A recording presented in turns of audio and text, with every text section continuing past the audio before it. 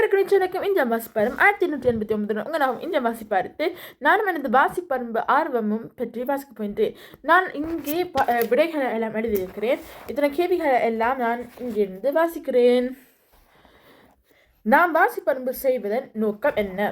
நான் தமிழை எழுதி வாசிப்பதன் மூலமாக தமிழ் மொழியை படிப்பதற்கு மிக சுகமாக இருக்கும். இத்தனை எங்களுக்கும் சிறப்பாக இருக்கும். தமிழ் மொழி பற்றி எங்களுக்கு கூடுதலாக அறிய முடியும். தினம் செய்வதால் கிடைக்கும் பயன் என்ன? எங்களுக்கு ஒரு தலைப்பு பற்றி தந்தால் அதை நாங்கள் வேகமாக எழுதி இத்துடன் உடனே பிழை இல்லாமல் வாசிப்பதும் ஒன்று ஆகும். தினமாக செய்தால் இதுவரை எனக்கு கிடைத்த நன்மை பயன் என்ன? எனக்கு என்ன நன்மை இத்தனை பயன் கிடைச்சது என்றால் தொடர்ச்சியாக மற்றவர்களுடன் தமிழில் சுகமாக கதைக்கலாம். இதே போல நாங்கள் மற்றவர்களுடன் தமிழ் உரையாடுவதும் மிகவும் சுகமாக இருக்கும்.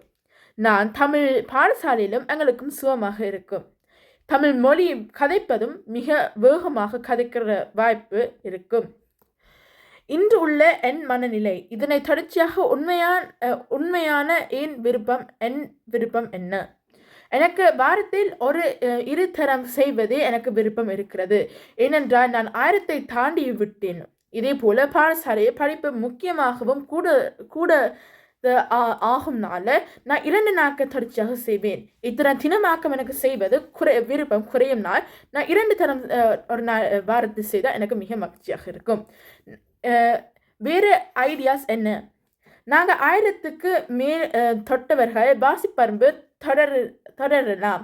ஆனால் அப்போது தகவல் தேடி 10 வசனம் எழுதாமல் இன்னும் கூடுதலாக செய்ய வேண்டும்.